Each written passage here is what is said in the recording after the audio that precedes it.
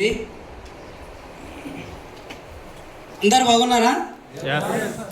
ఎందుకంటే నేను ఒక అగ్రికల్చర్ అంటే వ్యవసాయ కుటుంబం నుంచి వచ్చిన కాబట్టి కొద్దిగా ఇంగ్లీష్ తక్కువ ఉంటుంది, తెలుగులో మాట్లాడతా.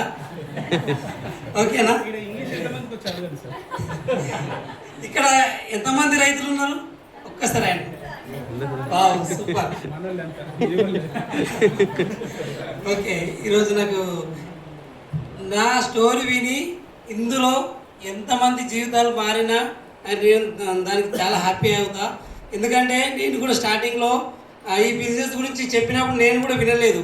ఎందుకంటే వ్యవసాయం పని ఎట్లుంటుందో తెలుసు కదా, పొలం పనులు ఇల్లు మాత్రమే అదే ఉంటుంది. ఒక దావత్ అయితే కూడా పొదామా వద్దా అని ఆలోచించుకుంటూ ఉంటాము. అటువంటి స్థాయి నుండి నేను కూడా ఈ బిజినెస్లోకి వచ్చిన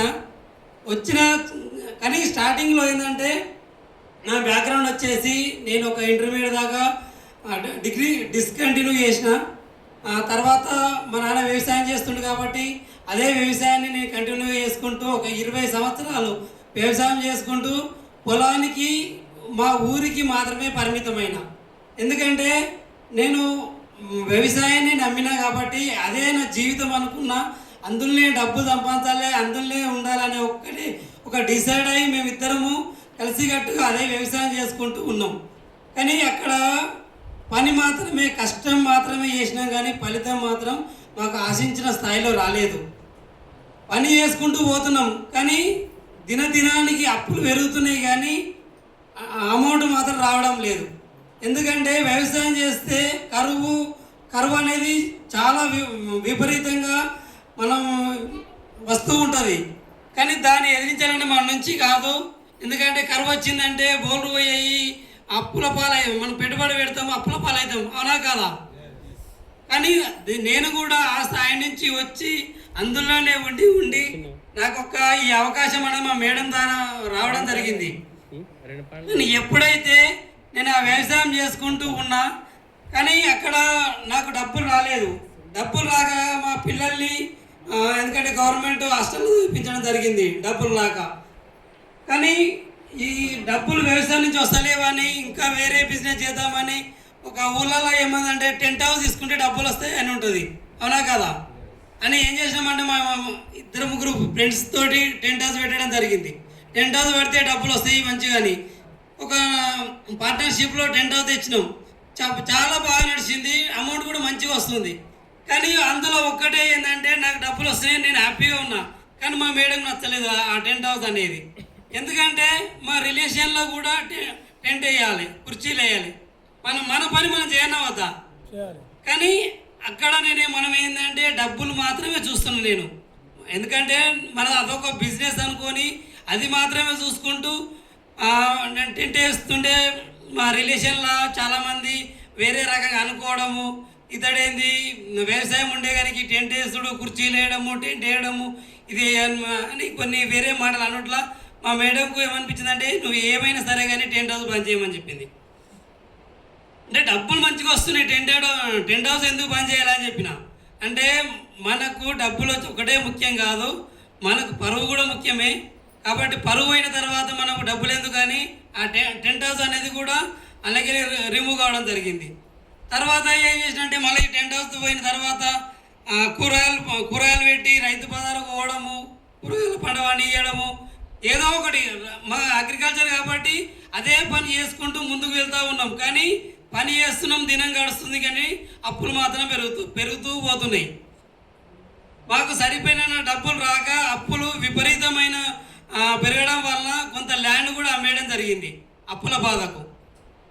అప్పుడు చాలా బాధపడ్డాం. అది నేను సంపాదించిన మా నాన్న సంపాదించిన ల్యాండ్ను మేము అమ్మేయడం జరిగింది.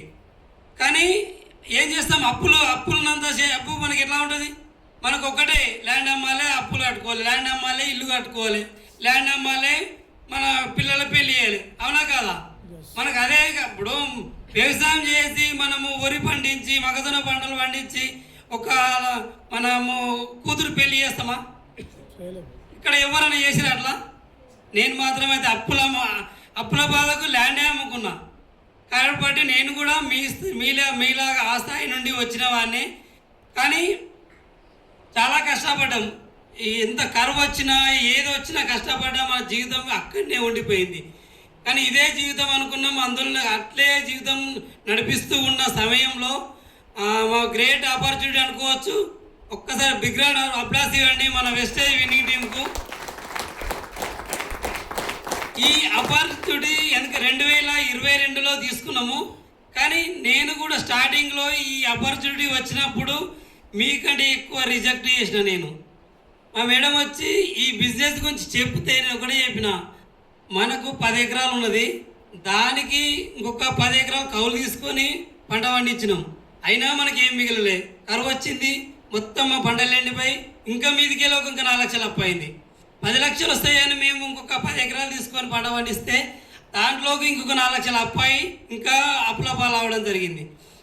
కానీ నువ్వు ఈ సబ్బులు షాంపూలు అని ఏదో బిజినెస్ తీసుకొచ్చినావు, ఇందులో ఏం డబ్బులు వస్తాయా అని నేను చాలా రిజెక్ట్ చేయడం జరిగింది. నేను ఒకటే చెప్పిన, బిజినెస్లు అన్నీ మోసపూరితం ఉంటాయి, మనం నమ్మొద్దు. మనం ఏదో కూలీనాలి సమ్మర్ వస్తే ఉపాధి పని చేసుకుంటాము, ఇంత కూరగాయలు అమ్ముకుంటాము, ఇంత వ్యవసాయం పని చేసుకుంటూ అక్కడే ఉండేటోళ్ళము. ఇది ఏదో సబ్బులు షాంపూలు అని లేనితోటి ఎత్తుకొచ్చినావు, ఇది వేస్ట్, మనకు వర్కౌట్ కాదని నేను రిజెక్ట్ చేసిన.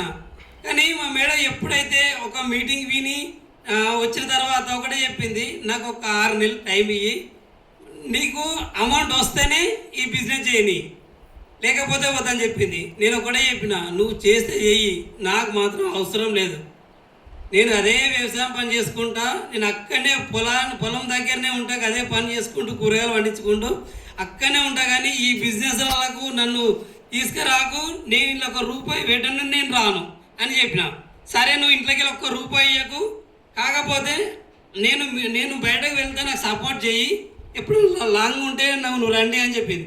సరే అని చెప్పింది. నేను కూడా మీటింగ్ వస్తా కానీ మీటింగ్ లోపలికి రాను, గేట్ కాడ తీస్తేనే బయటకు పోతా. అట్లా కూడా కండిషన్ పెట్టిన, ఎందుకంటే ఇళ్ళకి వచ్చినాక మళ్ళీ ఏదో మాయం చేస్తారు, మంత్రగాళ్ళ లెక్కలు మాయం చేస్తారు కదా అని. అలా నేను కండిషన్ పెట్టి చెప్పిన. మా మేడం ఒక 6 నెలలు టైం ఇవ్వని చెప్పింది. సరే 6 నెలలు టైం ఇస్తా అని చెప్పిన. 6 నెలల తర్వాత నా లైఫ్ అనేది చాలా చేంజ్ కావడం జరిగింది. ఏంటంటే నేను 6 నెలల పంట అంటే 4 నెలల పంట పడుతుంది కదా, నేను ఒక్కసారి కూడా ఒక 1,00,000 రూపాయలు మన పంట ద్వారా వచ్చినాయి అని ఎప్పుడు కూడా చూపించలే. ఎందుకంటే వచ్చు, అందులోకి వెళ్ళి పెట్టుబడి, ట్రాక్టర్ కిరాయిలు, మిషన్ కిరాయిలు అన్నీ తీసేస్తే నెక్స్ట్ పంటకు మళ్ళా పెట్టుబడి మాత్రమే మిగులు, అవునా కదా. 2 లక్షలు వస్తాయి, 3 లక్షలు వచ్చినాయి అనిపిస్తుంది. కానీ మిషన్ వాళ్ళకు, లేబర్ వాళ్ళకు, మసాలాకు ఇవన్నీ తీసేస్తే లాస్ట్ మిగిలేది ఏంటంటే నెక్స్ట్ పంట మళ్ళీ విత్తనాలు తెచ్చుకోవాలి, మళ్ళీ మసాలాలు తెచ్చుకోవాలి, దీనికే ఉంటాయి. అంటే రైతు జీవితం ఎలా ఉంటుంది అంటే ఒక బొంగరం లాగా తిరుగుతూ ఉంటుంది, డబ్బులు కనపడుతూ ఉంటాయి కానీ చేతికి రావు. మళ్ళీ మనం పిల్లలకి ఏమైనా మంచి పంటలు తెద్దామంటే డబ్బులు ఉండవు, ఏదంటే అప్పు చేసి మళ్ళీ తేవాలి, అప్పు చేసి వాళ్ళ చదువు చదివించాలి. అటువంటి నడుస్తున్న జీవితంలో మా మేడం ఏం చేసిందంటే 6 నెలలు కూడా కంప్లీట్ కాలేదు, 1,00,000 రూపాయలు 9.5 లక్షల కారు తీసుకురావడం జరిగింది. చూడండి, నేను నా జీవితం ఏంటంటే ఎడ్ల బండి బోర్ కాడికి పోయేది నా జీవితం. రోజు రెగ్యులర్ నడిచేది ఏంటంటే ఎడ్ల బండి మీద పొలం కాడికి పోవాలి, పొలం కాడి నుంచి ఇంటికి రావాలి. ఎందుకంటే ఖర్చు లేని పని కదా ఎడ్ల బండి మీద, పెట్రోల్ వస్తామా. కాబట్టి నేను అదే నమ్మిన, మనకి ఏం ఖర్చు లేదు, పొలం కాడికి పోయి పని చేసుకోవాలి, నిమ్మలంగా తినాలి, ఉండాలి అనే జీవితం మాది. అటువంటి జీవితం నుంచి 1,00,000 రూపాయలు మంచి ఏసీ కారు వచ్చిన తర్వాత మనం ఏమైనా ఊరుకుంటామా. కానీ నేను అట్లా కూడా నమ్మలేదు. ఒకటే చెప్పిన, ఈ కారు వచ్చింది, ఇది 4 రోజులు మనం చూపిస్తారు, మళ్ళీ తీసుకుపోతారు. నువ్వు అంటున్నావు కారు వచ్చింది అంటున్నావు, కానీ 1,00,000 రూపాయలు వచ్చింది నమ్మిన. అది కూడా ఒక నెల 2 నెలలు వేస్తారు, తర్వాత అవి కూడా వేయరు, మనం మోసం చేస్తారు కంపల్సరీ, నువ్వు నమ్మకని చెప్పిన. కానీ షోరూమ్ పోయినాం, కారు తీసుకొచ్చినాం, ఇంటికి వచ్చినాక కూడా కారు ప్లాన్లో పోదామంటే నేను పోలే. ఎందుకంటే ఈ 2 రోజులు ఉంటుంది, 3వ రోజు కొండ పోయినాక మన దోస్తు గారు ఏమంటారు, ఏదిరా నిన్న మొన్న కాళ్ళ తిరుగుతుంది, మళ్ళీ ఎడ్ల బండి ఎక్కినామనరా, అవునా కదా అని. నేను వారం 10 రోజుల దాకా కారు ఎక్కలేదు. మా మేడం అంటది అప్లైకి ఫోన్ చేసి సార్ కారు వచ్చింది మళ్ళీ ప్లాన్లకు రమ్మంటే వస్తలేడు అని మళ్ళీ కౌన్సిలింగ్. ఇంటికి వచ్చి మళ్ళీ నేను చెప్పిన సార్ ఆ కారు ఉంటుందా సార్ అంటే మీ పేరు మీరు రిజిస్టర్ అయింది సార్ మేడం పేరు మీద చూడండి అంటే కావచ్చు సార్ ఇది మోసాలు చాలా జరుగుతున్నాయి మా ఫ్రెండ్స్ కూడా లక్షలు కట్టి మోసపోయిరట మమ్మల్ని మోసం చేయకండి సార్ మాది పేద కుటుంబము మేము అటువంటి కాలంలో తిరగలేము మాది చూడండి 2 ఎడ్లు 2 బలరు ఒక ఎడ్ల బండి ఉంటుంది మా జీవితం అది అటు నుంచి ఏసీ కార్ తెచ్చి ఇంటి కూడా పెట్టిర్రు ఇది మళ్ళీ ఒకవేళ పోయిందనుకో ఇజ్జత్ పోతుంది సార్ అని నేను చెప్పిన లేదు సార్ ఖచ్చితంగా మీ కారు మీ ఇంటికానే ఉంటుంది నువ్వు తిరగాలే ఇందరు ఈ కారు మీదనే మీ ఊళ్ళో కిరాణా షాపులో కూడా ఇదే కారు మీద పోయి నువ్వు ఇంట్లోకి సంబంధం తెచ్చుకోవాలి అని చెప్పిండు. అంటే నేను బయట తీయాలంటేనే నాకు భయం అవుతుంది సార్ అంటే మీరు ఇలా మాట్లాడుతున్నారంటే చూడండి సార్ మీరు ప్లాన్లోకి వెళ్ళండి ఇప్పుడు ₹1,00,000 వచ్చినాయి కదా నెక్స్ట్ మంత్ 2 లక్షలు చేయండి ఆ చెక్కును అని చెప్పారు. సరేలే చూద్దామని అంతా నేను ఏసీ కాల ఎక్కడం జరిగింది. ఎడ్ల బండి నుంచి ఏసీ కాల దిగినాక ఎట్లుంటుంది ఎట్లుంటుంది చల్లగా ఏసీ వస్తుంటుంది ఎండ చల్లగది గాడుపు రాదు చల్లగా వస్తుంటుంది. అప్పుడు అనిపించింది ఈ జీవితం మంచిగా ఉంది పొలం కాడి పోయి ఎండల కష్టపడి అక్కడ ఉన్న జీవితం ఎందుకు ఇది మంచిగా ఉంది కదా చూద్దాం ఇదేముంది మనము కారు నడిపేయడమే ప్లాన్ కాడ బండి పెట్టాలి మనం కారునే కూర్చోవాలి మళ్ళీ బండి తీయమన్నట్టు తీయాలి అంతే. ఎందుకంటే ప్లాన్ తెలియదు నాకు ఏ ప్లాన్ కారు వచ్చేదాకా కూడా మా మేడమే ఈ బిజినెస్ రన్ చేయడం జరిగింది. కానీ అట్లా చేయడం వల్ల కొన్ని మీటింగ్లు వినడం ద్వారా ప్లాన్లో బయట పోయడం ద్వారా ఏమైందంటే అదే ఈ బిజినెస్ కూడా చాలా మంచి బిజినెస్. ఎందుకంటే ఇందులో నేను బయట పోయిన ప్లాన్లో పోయినప్పుడు మా మేడం చెప్తుంటున్నా ఇందులో మీరు రూపాయి పెట్టకండి మీరు షాప్ చేంజ్ చేయండి మీరు ఎక్కడైతే సామాన్ తెచ్చుకుంటారో ఆ సామాను మార్చి ఈ బిజినెస్లకు రావడం వల్ల మీకు డబ్బులు వస్తాయి. నేను అదే చేసినా నాకు డబ్బులు వచ్చింది కారు వచ్చింది ₹1,00,000 ఇన్కమ్ వచ్చిందని చెప్పడం వల్ల ఇదేదో బాగుందని నేను కూడా మా ఫ్రెండ్స్కి చెప్పడం జరిగింది. నా ఫ్రెండ్స్ ద్వారా కొంతమంది రావడం జరిగింది. కానీ వచ్చారు ఆ బిజినెస్ ఇలా నిలవలే ఏంటంటే మేమందరం చేయడం వల్లనే వీళ్ళకి ₹1,00,000 వచ్చింది కారు వచ్చిందని వాళ్ళందరూ కూడా డ్రాప్ అవ్వడం జరిగింది. మళ్ళీ మా మేడంతో గొడవ పెట్టుకున్నా ఏంటంటే చూసినావా నేను స్టార్టింగే చెప్పిన కారు పోతుంది ₹1,00,000 పోతాయి అని అన్నట్టే అది అంటే ఈ బిజినెస్లో ఎవరెవరు చేయనారంటే మా చెల్లె మా తమ్ముడు మా ఫ్రెండ్స్ వాళ్ళ చెల్లె వాళ్ళ తమ్ముడు మొత్తం ఫ్యామిలీ వాళ్ళు వచ్చిర్రు. క్రౌన్ అయినాం ₹1,00,000 వచ్చినాయి. ఎప్పుడైతే ₹1,00,000 వచ్చి కారు వచ్చిందో వాళ్ళకి ఈర్ష్య వచ్చింది. ఆయనతో వాళ్ళందరూ కలిసి బంద్ చేయడం జరిగింది. బంద్ చేసిన తర్వాత నేను ఒకటే నేను ఫస్టే చెప్పిన ఈ బిజినెస్ మోసపూరితమైన దాన్ని విన్నవాను అనగానే ఏమో మేడం అన్నది మళ్ళీ అప్లైన్ మళ్ళీ ఫోన్ చేయాలి మళ్ళీ కౌన్సిలింగ్ వచ్చి మళ్ళీ కౌన్సిలింగ్ చేయాలి. సార్ మీ చుట్టాలు వస్తే సున్నం పెడతారు దోస్తులు వస్తే నీకు చెయ్యరు మీరు కోల్ కాంట్రాక్ట్ తోటి బిజినెస్ చేయండి అని చెప్పడం జరిగింది. అయితే మేము అప్పుడు స్టార్టింగ్లో మన ఢిల్లీకి ఎఫ్ఆర్ రావడం జరిగింది. అక్కడికి వెళ్ళినాము. అక్కడ వెళ్ళిన తర్వాత మేము ఫ్యామిలీతో వెళ్ళడం జరిగింది. అప్పుడు ఏంటంటే నేను ఢిల్లీ చూద్దామని ఒక మంచి చూద్దామని దాంతో ఢిల్లీ పోయినాం. ఢిల్లీ పోయిన తర్వాత అక్కడ మన గ్రేట్ మెంటల్ చీఫ్ మెంటల్ మన ఎస్పీ పారిసార్కి ఒక బిగ్ గ్రాండ్ అప్లాస్ ఇవ్వండి. ఆ సార్ మాటలు విన్న తర్వాత నాకు ఏమనిపించిందంటే మనము గుళ్ళే పోయి ఎన్నో మొక్కుతాం కానీ అక్కడ మన కోరికలు నెరవేరుతాయో లేదో కానీ అక్కడికి పోయిన తర్వాత దేవుడే మనకు ఒక వరం ఇచ్చినట్టు అనిపించింది నాకు. అంత మంచి సార్ మాటలు ఉంటాయి. అట్లా అక్కడ సార్ మాటలు విన్న తర్వాత ఇంటికి వచ్చిన తర్వాత ఇంతకుముందుకు నేను బిజినెస్ చేయని చెప్పినా కదా ఇంటికి వచ్చిన తర్వాత బిజినెస్ను మనము చేద్దాం నువ్వు ఇంటికాడ ఉండొద్దు అని చెప్పి మేమిద్దరం కలిసి బయలుదేరడం జరిగింది బిజినెస్ ప్లాన్లకు. కానీ మా పిల్లలు ఏంటంటే గవర్నమెంట్ హాస్టల్లో ఉంటారు. సండే వాళ్ళ హాస్టల్కి వెళ్ళాలి మేము. కాబట్టి మేము ఒకటే చెప్పినాము. మా పిల్లలు కూడా అక్కడికి మీటింగ్ రావడం జరిగింది. అక్కడ డీసీడీ రికగ్నిషన్ చూసిన తర్వాత మా పిల్లలు ఒకటే చెప్పారు మమ్మీ డాడీ మీరు ఒక్కటి ఏం చేస్తారో తెలియదు మీకు ఎన్ని రోజులు టైం తీసుకుంటారో తెలియదు కానీ తంగెలపల్లి సలీం సార్ లెక్కలే మీరు డీసీడీ కావాలని ఒక డ్రీమ్ పెట్టారు వాళ్ళు మా మీద. కానీ అక్కడ మేము ఏం చేసినామంటే మా పిల్లల గురించి అయినా మేము డీసీడీ కావాలని ఇంటికి వచ్చిన తర్వాత పొలం కాడ అయితే ఎట్లయితే పని చేస్తామో ప్రొద్దున పోతే మనము ఒక ఏదైనా మొక్కజొన్న కొట్టుడు కానీ లేకపోతే వరి కోయడం కానీ ఎట్లా చేస్తాం పని, ఆ రకంగా మేము ఒక్కడే అనుకున్నాం పని చేయాలి ఫలితం అదే వస్తుంది అని అప్లైన్ ఏది చెప్తే అది అప్లైన్ ఒక్క 2 ప్లాన్ చేయమంటే మేము 4 ప్లాన్ చేసేటోళ్ళం, అప్లైన్ 1000 పీకి తెమ్మంటే మేము 2000 పీకి తెచ్చేటోళ్ళం. అప్లైన్ మాకే పోటీ ఉండు అది గ్రూప్లలో అప్లైన్ ఫోటో ఒకటి వస్తే మాకు 2 రావాలి, అప్లైన్ 2 ఫోటోలు వస్తే మేము 4 ఫోటోలు రావాలి.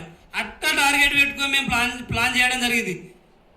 కానీ మా మేడం ఒక్కటే ఏంటంటే 5 ప్లాన్లు చేస్తే టిఫిన్ చేయాలి, 10 ప్లాన్లు చేస్తే అన్నం తినాలి. ఇది ఒక మాకు ఒక టార్గెట్. అది అట్లా చేసినాం కాబట్టి మేము డిఈసిడి అయినాం, 3 లక్షల ఇన్కమ్ తీసుకుంటున్నాం. అంటే ఏదైనా అని కసి ఉండాలి. ఇప్పుడు సక్సెస్ అనేది ఊరికే రాదు, ఎంత కష్టం పడితే దాని వెనుక ఫలితం ఉంటుంది. ఒకసారి ఆలోచన చేయండి. మనం ఒక పంట వేస్తాం, ఇప్పుడు మనము నారు పోసి నాటేసి పొలం కాడికి పోకపోతే పంట పడుతుందా? ఎందుకు పండది? పండాలి కదా. మనం దున్నినాం నాటేసినాం కదా, మనం పోతీయా మళ్ళీ ఏంటంటే వరి కోత అందరికి వస్తారు చూడు, అప్పుడు పోయి మనం మిషన్ తీసుకొని పోయి వరి కోసుకొని రావాలి, వస్తుందా? ఇది కూడా మేము ఒకటే అనుకున్నాం, మనం పొలం కాడైతే రోజు రెగ్యులర్గా పోయి ఎట్లయితే టైం టు టైం మందులు చల్లుకొని అన్నీ ఎట్లా చేస్తామో ఈ బిజినెస్లో కూడా మనం ఇలాగే పని చేయాలని ఒక కట్టుబడితోటి ఉండి ఈ బిజినెస్ చేసినాం. కాబట్టి మా డ్రీమ్ పిన్ ఏంటంటే డిఈసిడి కావాలని అనుకున్నాం.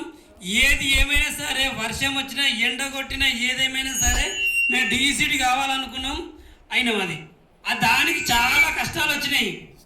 మేము ఒకసారి లాంగ్ ప్లాన్లో వెళ్ళినప్పుడు కూడా చాలా వర్షాలు వచ్చి వాగులు ఇట్లా పోతున్నా కానీ వేరే రూట్లో మాకు తెలియని రూట్లో కూడా పోయినాం. అక్కడ ఏంటంటే తెలియని రూట్లో పోయేటప్పుడు వర్షం లేదు, వచ్చేటప్పుడు ఏమో వాగులు పోతుంటాయి కదా.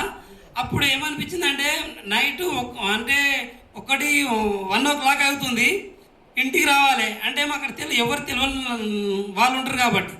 కానీ పోయేటప్పుడు ఏం లేదు, వచ్చేటప్పుడు మాత్రం ఫుల్ వాటర్ పోతున్నాయి. కానీ మేము ఏంటంటే బండి అక్కడ వర్షం పోతుంది కాబట్టి కొట్టుకుపోయే సూచన ఉన్నది. ఇటు మన సిరిసిల్ల రూట్లో కరీంనగర్ రూట్లో వాగులు చాలా పెద్దగా పోతుంటాయి, కాళ్ళు కూడా కొట్టుకుపోతాయి. అటువంటి టైంలో మాకు ఏం కనిపించిందంటే ఒక్కటే, కొట్టుకపోతే మనం ఇద్దరేమో పోతాం, కానీ ఈ వాగు దాటితే మనం డిసైడ్ అవుతాం అనే ఒక డ్రీమ్ పెట్టుకొని మేము వర్క్ చేసినాం.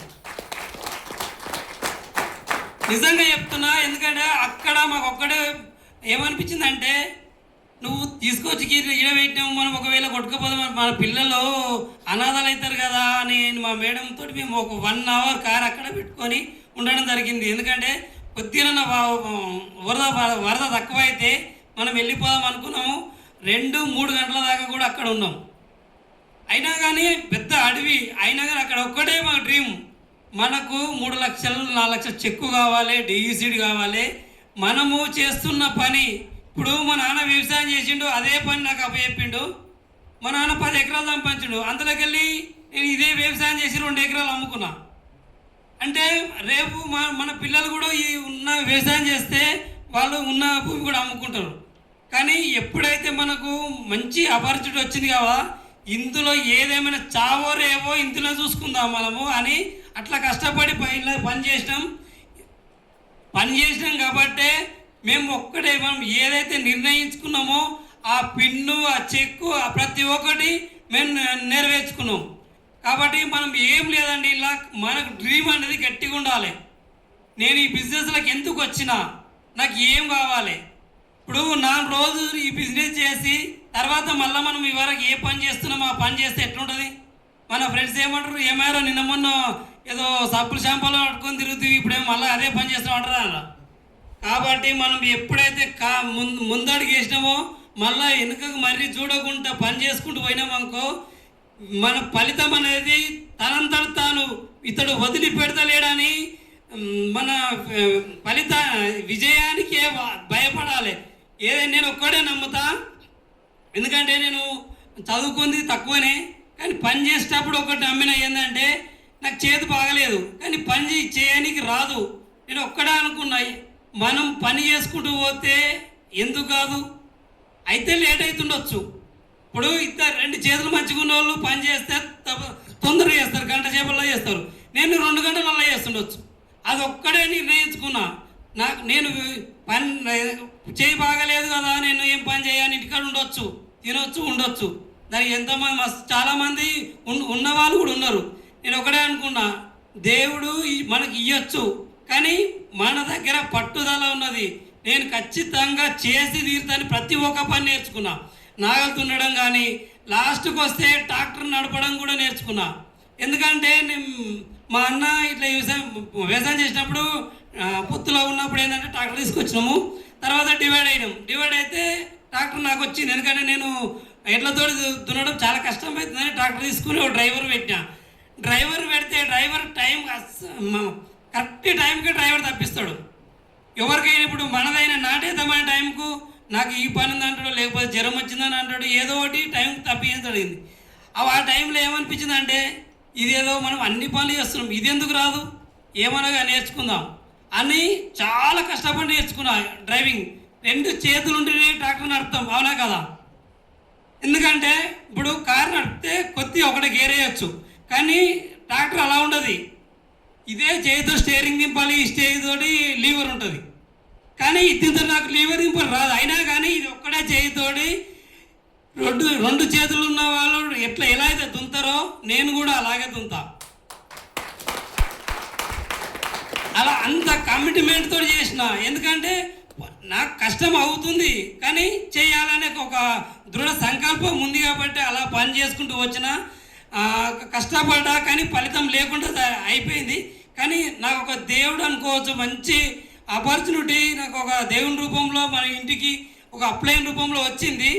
కానీ దాన్ని మేము స్వాగతించినాం కాబట్టే మేము ఈ స్థాయిలో ఉన్నాం. లేకపోతే మేము కూడా గదే పొలం కాడ ఉండి గదే పని చేసుకుంటూ గదే కోపుల పని. ఇప్పుడు ఎండాకాలం వచ్చిందంటే కోపుల పని చేయాలని అవుతా, కోపుల పనికి పోతామా లేదా? అదే కోపుల పని పెట్టలేం. కానీ ఇప్పుడు కోపుల పని కాదు కదా, నేను పొలం కాడికి ఓడు కూడా చాలా అరుదుగా ఎప్పుడన్నా ఒకసారి పోతా. ఎందుకంటే వ్యవసాయం చేసిన పానం అంటే మనం రోజు రెగ్యులర్ చేసినది కాబట్టి వ్యవసాయాన్ని వదలబుద్ధి లేదు. ఇప్పటికి కూడా వ్యవసాయం చేస్తా, కానీ కూరగాయ పంటలు వేరే పెట్టను. ఓన్లీ నా బోరు పోసిన కాడికి పొలం వేయాలి, అక్కడ మా బ్రదర్ ఉంటాడు, అతడే చూసుకుంటాను. నేను ఎప్పుడన్నా ఇంటికాడ ఉన్నప్పుడు మాత్రమే పొలం కాడికి వేస్తా, లేకపోతే మా బ్రదరే చూసుకుంటాడు అదంతా. కానీ చేయాలని ఒక సంకల్పం ఉంది కాబట్టే మేము సక్సెస్ అయినాం. మీకు కూడా ఇక్కడికి వచ్చిన ప్రతి ఒక్కరూ నేను చేస్తా, ఖచ్చితంగా ఈ బిజినెస్ నా నుంచి అవుతుంది కాదు అనే ఆలోచన లేదు. ఇప్పుడు నేను కూడా మీలాగా వ్యవసాయం పని చేస్తుండే, నాకు ఎటువంటి మార్కెటింగ్ తెలియదు. ఇప్పుడు మాట్లాడుతుంటే ఇప్పుడు మన గ్రేట్ లీడర్ అశోక్ సార్ మాట్లాడింది కదా, సార్ ఏంటంటే కొద్దిగా ఆయనకు ఫోటోగ్రాఫర్ టచింగ్ ఉంది కాబట్టి జనాలతో ఎలా మాట్లాడాలనేది తెలుసు. కానీ నాకు ఏం తెలియదు కదా. ఇప్పుడు పొలం కాడ ఉన్న ఒక రైతుని తీసుకొచ్చి 10 మందిలో మాట్లాడమంటే మాట్లాడతాడా? మాట్లాడు కాదుగా, మైక్ పడడానికి కూడా భయం అవుతుంటుంది, అవునా కదా? నేను స్టార్టింగ్లో కూడా మా కారు వచ్చినప్పుడు మాట్లాడమని మన గ్రేట్ అప్లయన్స్ అంటే నా పేరు చెప్పనీకి కూడా భయపడ్డా. ఎందుకంటే చక్కగా పొలం కాడికి తీసుకొచ్చి షోరూంలో కూర్చుండబెట్టి కారు ముంగడ పెట్టి మాట్లాడు అని చెప్పారు. ఏం మాట్లాడతాను చెప్పండి? ఏంది సార్, నేను నిన్న మొన్న 2 ఎడ్ల కాడ పని చేసుకుంటూ గడ్డి కోసుకుంటూ ఒక పొలం కాడ ఉండేటోని షోరూమ్ కారు మీద వచ్చి మీరు మాట్లాడాలంటే ఆడికి పోయిన తర్వాత నా పేరే మర్చిపోయినా. నిజంగా చెప్తున్నా. ఇప్పుడు నా యూట్యూబ్లో కొట్టండి, కారాన్ వీలింగ్ ఉంటుంది, మమతా హనుమంత్ అని కొట్టండి, అందులో ఉంటుంది. నా పేరు కూడా నాకు చెప్పనీకి నా పేరేం చెప్పినాడు గిట్టా అన్న అంటే నా పేరు మర్చిపోయినా. అంత భయమైంది. అంటే ఆ స్థాయి నుంచి వచ్చిన. ఒకసారి ఆలోచన చేయండి. అటువంటి స్థాయి నుంచి వచ్చి ఇప్పుడు 10,000 మందిలో కూడా నేను అవలీలగా మాట్లాడతా. అంటే దీని అన్నిటికీ కారణం ఏంటంటే మన విన్నింగ్ టీం. మన విన్నింగ్ టీం ఒకసారి గ్రేట్ క్లాప్ చేయాలి. అంటే ఎటువంటి వాళ్ళనైనా మారుస్తుంది. ఎటువంటి మనిషి పానం ఉంటే చాలు, అటువంటి ప్రతి ఒక్కరిని మారుస్తుంది. మంచి లైఫ్ కావాలంటే ఖచ్చితంగా ఈ బిజినెస్లో నిలబడాలి. మాకు కూడా రాత్రికే రాలేదు. మాకు ఒక 3 సంవత్సరాలు పట్టింది. ఈ బిజినెస్ సక్సెస్ కావడానికి 3 సంవత్సరాలు పట్టింది. చాలా ఒడిదొడుకులు మాకు వచ్చినాయి, కష్టాలు వచ్చినాయి. ఎంతోమంది నో అన్నారు, ఎంతోమంది వచ్చిర్రు వెళ్ళిపోయారు. అయినా సరే వచ్చేటోళ్ళు వస్తూనే ఉంటారు, పోయేటోళ్ళు పోతూనే ఉంటారు. మనం చేసే పని మనం చేసుకుంటూ పోతే మన బిజినెస్ అనేది ముందుకు పోతూ ఉంటుంది. కానీ సార్ నేను 10 మందికి చెప్పిన అందులో ఒక 6 వచ్చిర్రు, 4 రోజులు బ్రోంజ్ అయ్యారు, ఆయనతో వెళ్ళిపోయారు. సార్ ఏం చేయాలంటే పోయేటోళ్ళు పోతూనే ఉంటారు. ఇప్పుడు మనము వరి పెడతాం, ఇప్పుడు మనము అల్కుడి చేస్తాం కదా, అన్ని మొలకలు వస్తాయా? అలా కొన్నే వస్తాయి. కొన్ని వచ్చిన తర్వాత నాటేస్తాం, అలా పోయేటి పోతూనే ఉంటాయి. మన వరి కోతకు వచ్చినాక కూడా కొన్ని రాలిపోయేటి గాడుపుకు రాలిపోతూనే ఉంటాయి. అయ్యో గాడుపుకు రాలిపోయినాయి కదా అని నేను వ్యవసాయం చేయంటామా? అంటామా? ఖచ్చితంగా చేయాలి. ఎందుకంటే మనం అదే పని చేస్తున్నాం కాబట్టి. ఒకవేళ ఇప్పుడు అందరూ నాటేసినాం, రాలవన పడ్డది, మొత్తం రాలిపోయినాయి, మొత్తం వర్షం మనకు నష్టపోయినాం. అబ్బా పంట అంతా పోయిందని మనము నెక్స్ట్ మళ్ళా సాగు చేయడం మానేస్తామా? ఎందుకు మానేయద్దు అంటే పంట మళ్ళీ నెక్స్ట్ టైం ఇప్పుడు దేవుడు మనకి ఇట్లా చేసిండు, నెక్స్ట్ పంట వస్తుండొచ్చు అనుకుంటాం. ఇందులో కూడా మనం ఒక్కటే ప్లాన్ టు ప్లాన్ చెప్పుకుంటూ పోతే ఖచ్చితంగా అసలైన లీడర్ బరాబరి మనకు దొరుకుతాడు. కాబట్టి మనం 1 to 1 ప్లాన్ చేసుకుంటూ పోతే మీ లైఫ్ కూడా ఖచ్చితంగా నా లైఫ్లో చేంజ్ అవుతుంది. నేను ఈ బిజినెస్లోకి వచ్చిన తర్వాత అనొచ్చు, సార్ కదా ఒక్కటే కార్ తెచ్చుకోవడం అదే లైఫ్ చేంజ్ అయిందా అని మీరు అడగొచ్చు, అవునా కదా? కానీ అదొక్కటే కాదండి. నేను వ్యవసాయం చేసుకుంటూ ఉన్న టైంలో కనీసం తిరుపతి కూడా వెళ్ళలేదు. ఎందుకంటే నాకు ఆర్థిక పరిస్థితి అలా ఉండే కాబట్టి తిరుపతి కూడా వెళ్ళలేదు. కానీ ఈ బిజినెస్లోకి వచ్చిన తర్వాత ఇప్పుడు చాలా అందరూ గ్రేట్ లీడర్స్ పోయారు కదా థాయిలాండ్. నేను పోయిన సంవత్సరం కూడా థాయిలాండ్ పోవడం జరిగింది. అంటే చూడండి, ఈ బిజినెస్ ద్వారా మన వెస్టీజ్ ద్వారా ఫ్రీగా థాయిలాండ్, దుబాయ్, ఖత్తర్ 3 దేశాలు ఫ్రీగా తిరగడం జరిగింది.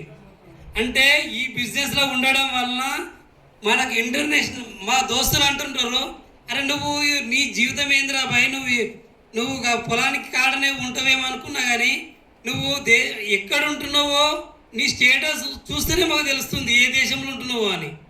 అంటే కొంచెం ఆలోచన చేయండి. నేను తీసుకున్న ఒక్క నిర్ణయం ద్వారా నా లైఫ్ అనేది చాలా వండర్ఫుల్గా మారడం జరిగింది. నేను మారడం నా జీవితమే కాకుండా మా పిల్లల జీవితం కూడా ఖచ్చితంగా మారింది. ఎందుకంటే గవర్నమెంట్ హాస్టల్ నుంచి మంచి ప్రైవేట్ కార్పొరేట్ స్కూల్లో చదివిస్తున్న మా లైఫ్ చాలా చేంజ్ కావడం జరిగింది. ఇందులో ఇక్కడికి వచ్చిన ప్రతి ఒక్క రైతుకు చెప్తున్నా, నేను కూడా ఒక రైతుగా, నేను మళ్ళీ ఈ మిషన్ 2Xకు ఇక్కడికి వచ్చేవాగలరా? మీ చెక్కు కూడా ఒక్కొక్కరిది ఇప్పుడు 10,000 ఉన్న చెక్కు ₹1,00,000 ఉండాలి, ₹1,00,000 ఉన్న చెక్కు 2 లక్షలు ఉండాలి. సార్ మీ స్టోరీ విని మేము సక్సెస్ అయినామని మీ ద్వారా కనీసం ఒక 10 మంది 20 మంది సక్సెస్ అయినా కానీ మేము ఇక్కడికి వచ్చినందుకు మిషన్ 2X ద్వారా మేము వచ్చినందుకు నేను చాలా హ్యాపీ అవుతాను. Thank you. Good morning. First business చేయమంటే చేయలేడు, ఇప్పుడు మైక్ ఏమంటే ఇస్తాడు. గుడ్ మార్నింగ్ అండి అందరికీ. నా పేరు వచ్చేసి మమత. మేము గజ్వెల్ దగ్గర పక్కకే అనాజీపూర్ అనే విలేజ్. మేము బిఫోర్ వెస్టేజ్ వచ్చేసి అగ్రికల్చర్ చేసేదాన్ని, బీడీలో పని చేసేదాన్ని, సిఏగా కూడా చేసేదాన్ని. 3 పనులు చేసుకుంటూ కూడా మా లైఫ్ అనేది టోటల్గా కాంప్రమైజ్డ్గా చాలా అప్పులతోని కూడినటువంటి జీవితం అన్నమాట. అట్లాంటి లైఫ్ నుంచి ఈరోజు ఈ బిజినెస్ ఆపర్చునిటీ తీసుకున్నాం కాబట్టి ఇంత మంచి లైఫ్ని మేము లీడ్ చేయగలుగుతున్నాం. ఫస్ట్ ఆఫ్ ఆల్ ఈ ఆపర్చునిటీ ఇచ్చిన ఆల్ అప్లయన్స్ కోసం ఒకసారి బిగ్ రౌండ్ అప్లాస్ అండి.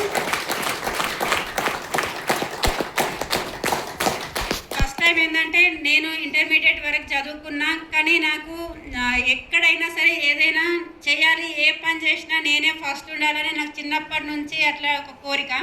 స్కూల్ లైఫ్లో ఉన్నప్పుడు కూడా నేను స్కూల్ ఫస్ట్ వచ్చేదాన్ని, క్లాస్ ఫస్ట్. అక్కడ నుంచి ఏంటంటే పెళ్ళి అయిపోయిన తర్వాత నాకు అగ్రికల్చర్ చేయడానికి రాదు, కానీ సార్ వాళ్ళకి టోటల్గా అగ్రికల్చర్ తప్ప వేరే పనేం లేదు. అట్లాంటి టైంలో నేను అగ్రికల్చర్ మొత్తం నేర్చుకోవడం జరిగింది. ఆ నేర్చుకునే టైంలో చాలా ఇబ్బందులు పడ్డాము ఆ పని రాక.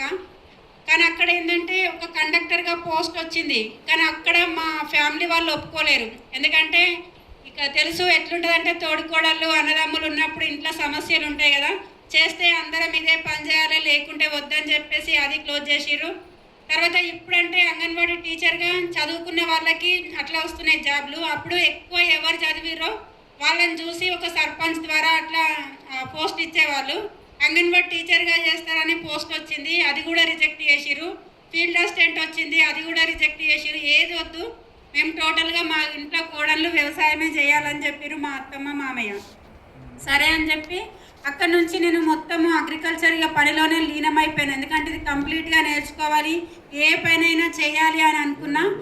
అట్లా నేర్చుకునే టైం లోపల ఏంటంటే మేము డివైడ్ అయిపోయినాం. డివైడ్ అయిపోయినప్పటికీ చాలామందికి కొంచెం హ్యాపీ ఉండొచ్చు, కానీ నా బాధ ఏంటంటే మా సార్కి ఒక చెయ్యి పనిచేయదు. దానివల్ల మాకు ఎన్ని ఇబ్బందులు ఫేస్ చేస్తామో అని చాలా భయం వేసింది. కానీ మా మామయ్య ఏం చెప్పిండంటే, ఏం కాదు చేసుకుంటారు, మీకు తెలివి ఉంది అని చెప్పి మా మామయ్య చెప్పిండు. అట్లా మా సార్ చేసే పని లోపల ప్రతి పనిలా ఈ పని నాకు చేయరాదు అని అనకుండా మా సార్తో కలిసి ఇప్పుడు మనం పత్తి కానీ మొక్కజొన్న కానీ పెడితే దంతెలు కట్టడం, బర్రెలుంటే పాలు విండడం, ప్రతి పని 2 బర్రెలుంటే సార్ ఒక బర్రె పాలు వింటే నేను ఒక బర్రె పాలు విండేదాన్ని. అట్లా ప్రతి పనిలో హెల్ప్ చేసుకుంటూ పోయినా. ఏదైనా ఒక రోజు నేను కొంచెం పోకపోతే ఆ సార్కి ఏదైతే చెయ్యి ఉందో ఆ చెయ్యికి మొత్తం బొబ్బలు వచ్చి బ్లడ్ అనేది బ్లీడింగ్ అవుతుండే, చెయ్యి ఏం పట్టరాకపోతుండే. ఇట్లా నాగలు పట్టినప్పుడు తాడు ఇట్లా పట్టుకొని వెళ్తే ఈ 2 ఏళ్ల మధ్యలో బొబ్బలు వస్తుండే బాగా. అట్లా చాలా ఇబ్బంది ఫేస్ చేసినాం. నాకు అవన్నీ చూసినప్పుడు అనిపించేది, నేను ఏదో ఒక పని చేయాలి, మా సార్ని మంచిగా బ్రతికేటట్టు నేను చూసుకోవాలి అని చెప్పి నాకు అనిపిస్తుండే. ఏ పని అయినా నేను చెయ్యాలని చెప్పకపోదును, ఆయనకంటే ముందు వెళ్ళి నేను చేస్తా అని చెప్పి ముందుకెళ్ళి చేసేదాన్ని. అట్లా ఉపాధి హామీ పని ఇంటర్మీడియట్ చదువుకున్న ఫీల్డ్ అసిస్టెంట్గా చేయమంటే వద్దని చెప్పారు, కానీ అదే పనికి నేను తట్ట పారా ఎత్తుకొని పోయి కూడా పనిచేసిన. అట్లా చాలా రకాల స్ట్రగుల్స్ ఫేస్ చేసినాం. కూరగాయ తోటలు పెట్టినప్పుడు ఏంటంటే కూరగాయలు పండించిన తర్వాత కూకట్పల్లి, బోయినపల్లి రైతు మార్కెట్లు ఉంటాయి కదా, అక్కడికి కూరగాయలు పంపించి అమ్మకరమ్మనేది. ఇక్కడ ఏంటంటే సార్ ఉంటే పొలం చూసుకుంటాడు, లేబర్ని విధిస్తాడు. కానీ నేను మా పొలం ఒక 3 కిలోమీటర్ల దూరం ఉంటుంది కాబట్టి నేను సింగిల్గా బోర్కాడ్కి వెళ్ళలేను. కానీ నేను రైతు మార్కెట్లో కూర్చొని కూరగాయలు అమ్ముతా అని చెప్పి టాటా ఏస్లో అన్ని కూరగాయలు వేసి పైన టాప్ పైన కూర్చొని నేను నైటు 12 గంటలకు మా సార్ నన్ను టాటా ఏస్ ఎక్కించి వస్తుండే తోట దగ్గర. అక్కడ నుంచి నేను సిటీకి వెళ్ళి తెల్లారేసరికి మళ్ళీ కూరగాయలు అమ్ముకొని రిటర్న్లు వచ్చేసరికి మా సార్ మళ్ళీ కూరగాయలు అన్నీ లేబర్ని పెట్టి తెంపిస్తుండే. మళ్ళీ ఇంటికి వచ్చి మళ్ళీ ఫ్రెష్ అప్ అయి మళ్ళీ అట్లా వెళ్ళిపోదును. అట్లా చాలా రకాల స్ట్రగుల్స్ ఫేస్ చేసినాం. బిల్డింగ్ పైన మక్కలు కానీ జొన్నల ఒడ్లు కానీ ఇప్పుడు పోస్తలే, రోడ్ల పైన పోస్తున్నాం, కానీ అప్పుడు బిల్డింగ్ పైన పోసేది. మా సార్ పోస్తుంటే కూడా అది ఎంత పెద్ద పని అయినా సరే, ఒక సంచి అయినా సరే నేను కూడా ఎత్తుకుంటా, ఎందుకు ఎత్తుకోను అని చెప్పి అట్లా కూడా నేను చాలా రకాల పనులు చేసుకుంటూ ముందుకెళ్ళినాం. అట్లా చేస్తున్న టైం లోపల ఇక సీఏగా అవకాశం వచ్చింది. డివైడ్ అయిన తర్వాత సరే అని చెప్పి పిల్లలని చదివించుకుంటూ చాలా రకాల ఎన్నో పనులు చేస్తున్నాం. ఇంకా వేరే వాళ్ళది కౌలు పట్టుకుంటున్నాం, చేస్తున్నాం, కానీ అప్పులు ఎక్కువైపోతూ ఉన్నాయి. ఏ పని చేసినా అసలు వర్కౌట్ అవుతలేదు. ఏంది అసలు జీవితం ఎటెళ్తుంది, ఇంతగానం హార్డ్ వర్క్ చేస్తున్నామని భయం అనిపించింది. కానీ ఆ టైం లోపల ఈ వెస్టీజ్ అనేది పరిచయం కావడం జరిగింది. కానీ వెస్టీజు ఫస్ట్ వచ్చినప్పుడు నాకు అర్థం కాలే. ఎందుకంటే నేను గజ్వేల్లో మా బావ ఉంటాడు, అక్కడికి వెళ్ళినప్పుడు ఒకసారి గ్రేట్ క్లాప్స్ ఇవ్వచ్చు మనోహర్ సార్కి. మనోహర్ సార్ వాళ్ళ ఇంటి పక్కకి మా బావ వాళ్ళ ఇల్లు ఉందన్నమాట. అయితే అక్కడికి ఆయన వచ్చిండు. మా అక్క ఏం చేసిందంటే ఈవినింగ్ 6-7 అవుతుంది, ఈమెను తీసుకెళ్ళి కొంచెం బస్ స్టాప్ దగ్గర డ్రాప్ చేయమని చెప్పగానే ఆయన బస్ స్టాప్ దగ్గర డ్రాప్ చేసిన టైం లోపల ఏమైందంటే, మీరు ఏం చేస్తుంటారు అక్క అని అడిగాడు. అంటే నేను సీఏగా చేస్తుంటా అని చెప్పిన. ఆ రోజు ఏం అడగలేడు, ఇంటికి వెళ్ళిపోయి నెక్స్ట్ డే గ్రాన్యువల్స్ కాటన్ తీసుకొని మా ఇంటికి వచ్చిండు. నాకు అసలు ఏం అర్థం కాలే. నేనేమనుకున్నా అంటే ఆయన ఇక్కడికి ఊరికి వెళ్తున్నట్టుండు, నిన్న అక్కడ చూసిండు కదా, తీసుకొని వచ్చిండు కదా అని చెప్పేసి కొన్ని వాటర్ ఇచ్చినా, టీ ఇచ్చినా కూర్చుండు. అక్క ఎవరైనా గ్రాన్యువల్స్ అడిగితే ఇవ్వండి, మంచి దంట వస్తుంది అని చెప్పిండు. సరే అక్కడ పెట్టని చెప్పిన. ఆయన వెళ్ళిపోయి మా విలేజ్ కూడా దాటలేదు. ఒక రైతు వచ్చిండు, ఎందుకంటే నేను ఐకేపీలో చేస్తున్నా కాబట్టి రైతులు వస్తున్నారు, వాళ్ళకి నేను చెప్తున్నా ఇది వాడితే మంచి దంట వస్తుందట, బాగుంటుందట, వాడండి అని చెప్పంగానే వాళ్ళు నా మీద నమ్మకంతో ఆయన ఏవైతే పెట్టిండో అవి తీసుకొని అప్పుడే అమౌంట్ కొట్టేసి వెళ్ళిపోగానే మళ్ళీ కాల్ బ్యాక్ చేసిన. నువ్వు ఏవైతే ప్యాకెట్లు పెట్టినావో వాటికి డబ్బులు ఇచ్చి తీసుకెళ్ళని చెప్పిన. అట్లా 2-3 రోజులు వచ్చిండు, తీసుకుపోతుండు.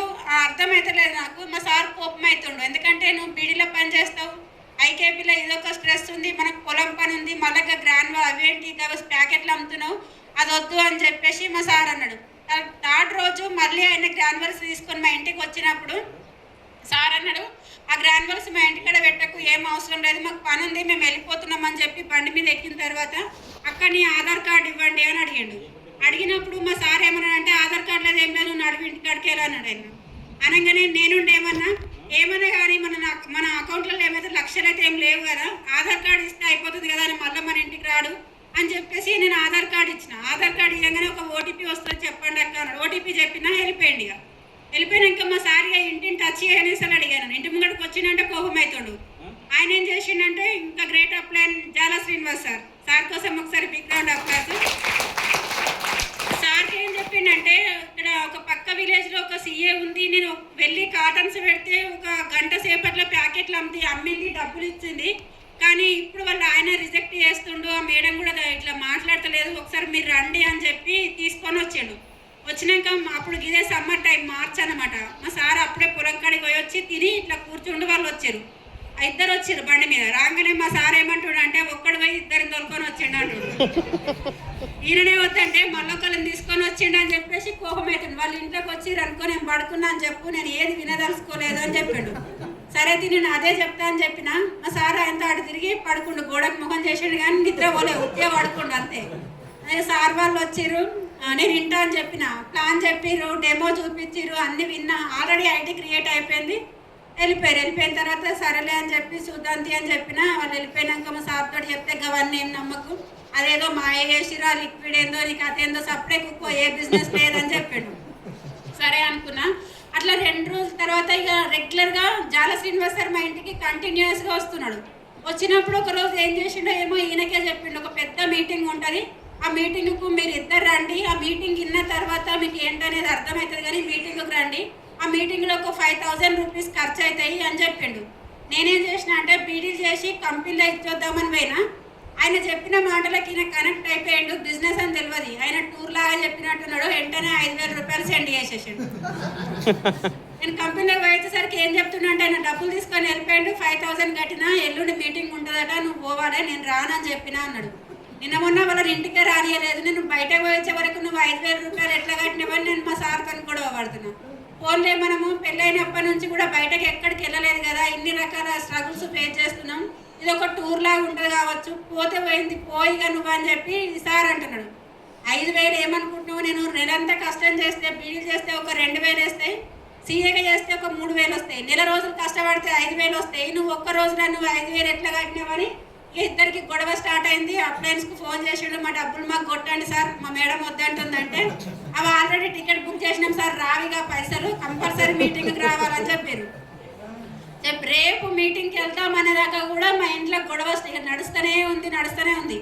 ఆ రోజు మీటింగ్కి వెళ్ళే టైం లోపల ఏమైందంటే ఇక పోయినాయి, ఇక తప్పదు కదా, 5,000 పోయినాయి ఇక పోతా అని చెప్పి మీటింగ్కి పోయినా. మీటింగ్ పోయినప్పుడు కూడా నేను మైండ్లో అదే ఉంది, 5,000 పోయినాయి, అదే ఆలోచన చేసుకుంటూ కార్లో కూర్చున్నాం. మీటింగ్ హాల్లోకి పోయినాం. మీటింగ్ నడుస్తుంది, అంత హాల్ చూస్తే పెద్దగా ఉంది, ఇట్లాంటి హాల్లోకి మనం ఎప్పుడు రాలేదు అని చెప్పేసి అనుకుంటున్నా. కానీ కొంచెం మీటింగ్ అయిపోతూ ఉంది, లంచ్ అవర్ అవుతుంది, అయినప్పుడు డ్యాన్సులు చేస్తారు, ఒక్కొక్కరు లీడర్ వచ్చి మాట్లాడుతారు. మా గజ్వేల్ నుంచి వచ్చిన లీడర్స్ అందరు కూడా అప్పుడు డైమండ్ డైరెక్టర్ స్టేజ్లలో సూట్లు వేసుకొని ఉన్నారు అందరు కూడా. నేను అనుకుంటున్నా ఇది కోటీశ్వర్లకు సంబంధించిన బిజినెస్ ఉన్నట్టుంది, మనలాంటి వాళ్ళు చేసే బిజినెస్ కాదు. మా సార్ అనవసరంగా 5,000 రూపీస్ కట్టి పంపించిండు అని చెప్పి అట్లనే ఆలోచిస్తున్నా. అదే టైం లోపల ఏమైందంటే గజ్వేల్ నుంచి అంగన్వాడీ స్కూల్లో ఆయాగా పనిచేసే మేడం పుణ్యవతి మేడంని ప్యానల్ డిస్కషన్లో కూర్చోబెట్టారు. అప్పుడు నాకు స్ట్రైక్ అయింది, ఏంటంటే ఆమెకు చదువు రాదు, ఏం రాదు, నేను ఈ బిజినెస్ నుంచి 50,000 ఇన్కమ్ తీసుకుంటున్నా అని చెప్పింది. చెప్పినప్పుడు నాకు ఆలోచన వచ్చింది, ఏంది వీళ్ళు ఏం చదువుకోలేదు చేయలే, ఇంత ఇన్కమ్ తీసుకుంటున్నా అని చెప్తారు, మరి నాతో కూడా ఎందుకు కాదు అని నాకు ఆలోచన వస్తుంది. కానీ నేను పోయిన రోజు నుంచే నేను స్టేటస్లు పెట్టడం స్టార్ట్ చేసిన. అన్ని వీడియోలు తీసుకుంటూ ఫోటోలు తీయడం అవన్నీ స్టేటస్లలో పెడితే చాలామంది కాల్ చేస్తారు నాకు, నువ్వు ఎప్పుడు చూసినా ఆ బీడీలు చేసుకుంటున్నావు, లేకుంటే పొలం కన్నా ఉండేదానివి, ఈ ఎక్కడ మీటింగ్ ఏంది, ఆ జనాలు ఏంది అని చెప్పి సార్ వాళ్ళ ఫ్రెండ్స్ మా ఫ్రెండ్స్ అందరు కాల్ చేస్తే వీడియో కాల్ చేసి చూపిస్తున్నా. దీంట్లో నాకు ప్లాన్ కూడా తెలియదు కాబట్టి ప్రొడక్ట్స్ ఉంటాయట, వాడితే దీని గురించి మనం 10 మందికి చెప్తే డబ్బులు వస్తాయట, ఇది ఒక మంచి బిజినెస్ అట, అట్లాంటి ఒక మీటింగ్కి వచ్చినా అని చెప్పిన. వాళ్ళకి చేయాలని ఇంట్రెస్ట్ ఉన్నట్టుంది, నాకు తెలియదు. కానీ వాళ్ళు వెంటనే ఆధార్ కార్డులు నాకు సెండ్ చేస్తూ ఉన్నారు. నాకు అర్థం కాలే. అప్లయన్స్ పక్కన ఉన్నారు ఇద్దరు, వాళ్ళిద్దరు ఐడీలు క్రియేట్ చేస్తూ ఉన్నారు, స్టోర్ యొక్క అడ్రస్లు చెప్తా ఉన్నారు. థర్డ్ డే రోజు వరకు నాకు ఆల్రెడీ నేను బ్రాంజ్ డైరెక్టర్ కంప్లీట్ అయిపోయింది. ఐడీలు క్రియేట్ అయిపోతా ఉన్నాయి. అప్లయన్స్ ఏమంటారు, అసలు నువ్వు మీటింగ్ ఇంటలేవు, మమ్మల్ని మీటింగ్ ఇస్తారు, నా నోటీపీ అడగమంటారు. వాళ్ళు ఆధార్ కార్డులు ఐడీలు చేస్తూ ఉన్నారు. అసలు ఎందుకు వచ్చినావా అక్క, నువ్వు మీటింగ్కి వచ్చినావా, ఆధార్ కార్డులు ఐడీ చేయడానికి తీసుకొచ్చినట్టుంది మమ్మల్ని అని అంటారు. నాకు అర్థం, టీవీలు కూడా తెలియదు నాకు. నేను అప్పటికి ప్రోడక్ట్ కూడా వాడలేదు. ఆ 3వ రోజు ఆ మీటింగ్ అంతా అయిపోయింది. తర్వాత సింహచారి సార్ ఏం చేసిండంటే టీం అందరినీ కూర్చోబెట్టి మాట్లాడతారు కదా, అట్లా మాట్లాడడానికి అందరినీ ఇన్వైట్ చేసినప్పుడు నన్ను కూడా ఇన్వైట్ చేసిండు. నేనేమనుకున్నా అంటే ఇదే ఫస్ట్ టైం లాస్ట్ మీటింగ్, 5,000 రూపాయలు కట్టి మీటింగ్ విన్నా, మళ్ళీ కూడా జనవరి మీటింగ్ రానని డిసైడ్ అయ్యి ఉన్నా పక్క నేను.